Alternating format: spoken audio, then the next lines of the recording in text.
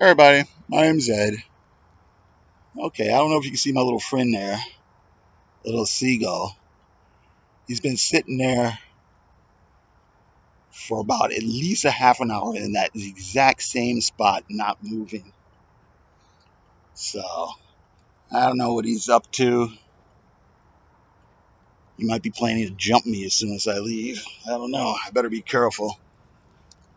But anyway, we're out here today to talk about comics. And today we have Cable, number 49 from 1997, written by Joe Robinson. The art is by Ladron. And Hannah? What is this Hannah? Oh, Scott Hama and Juan Mausco do the inking. Okay, so, and he shall know Death's Touch. Ooh, this is some really, really interesting art by Ladron, just this really heavy. It's like equal parts Jack Kirby, equal parts Mobius. So let's see here. So here, this is kind of interesting.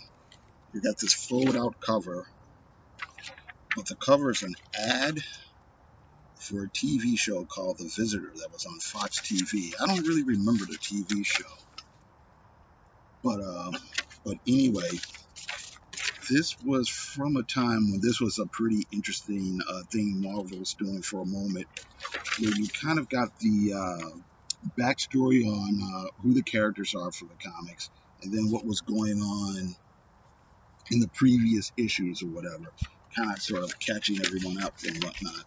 So I think they did this for like a year or two, but then after that, I think they discontinued it. But okay, so basically what's going on? Cable has saved this woman here. She's a reporter. She's been attacked by the Hellfire Club. And basically, just to explain, to kind of oversimplify it for people who don't know, Cable is this soldier from the future who has telekinesis power, telekinetic powers and whatnot, or psychic powers, and he's basically just in our time to stop Apocalypse, the X-Men villain, from taking over in the future. And these are all his little adventures he has along the way. My seagull buddy is gone. So anyway, Hellfire Hunt Part 2, Weary Nights and Shabby Paladins. So here Cable takes the reporter lady to one of his little safe houses.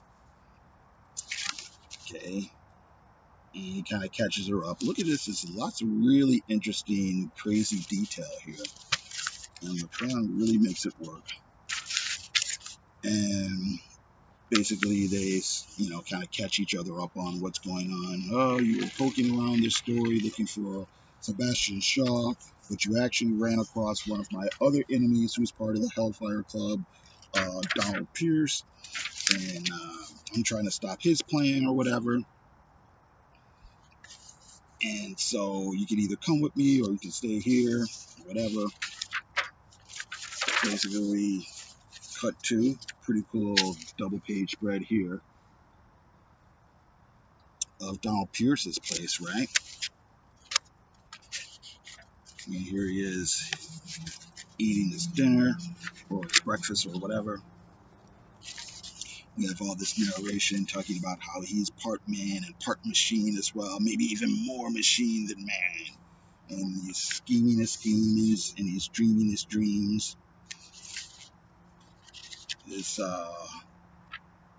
one of his guards just kind of catches him up to what's going on. So now we get a similar double page spread at night. And here's Cable kind of sulking around, sneaking into the place. He's hacking into the computers, right?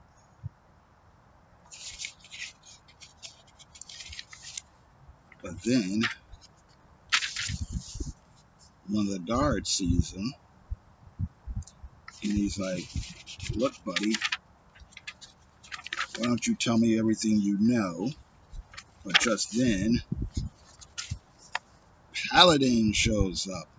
So Paladin is a character that's been around since, I guess, at least the late 70s.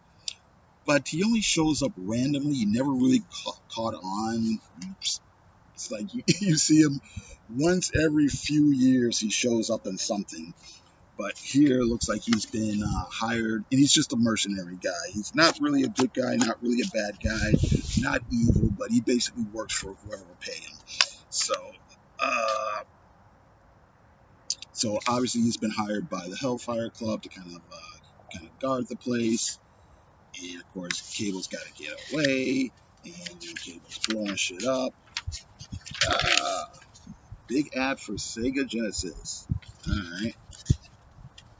So we have violence and gunfire and property destruction.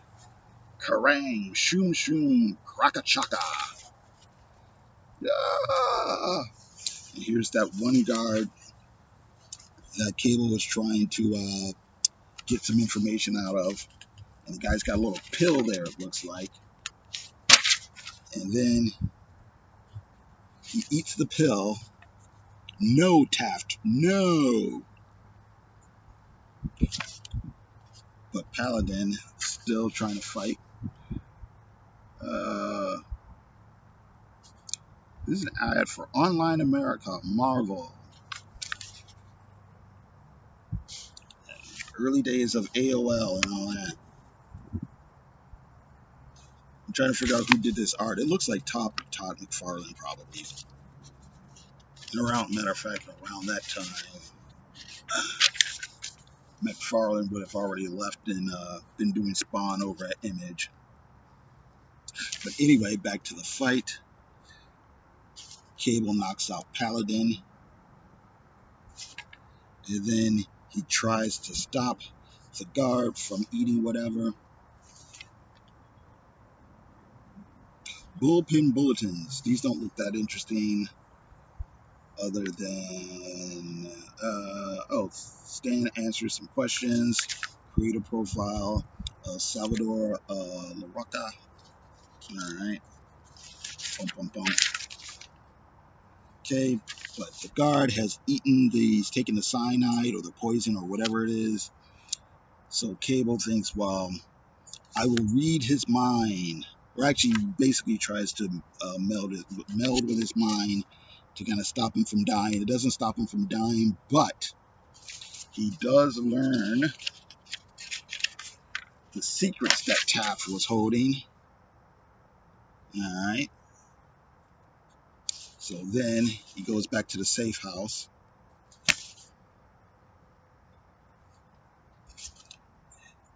And blah, blah, blah, blah, blah. He tells the plan where there's Donald Pierce, and then there's some other factions, and they're all fighting over who's going to get a hold of Apocalypse's secrets.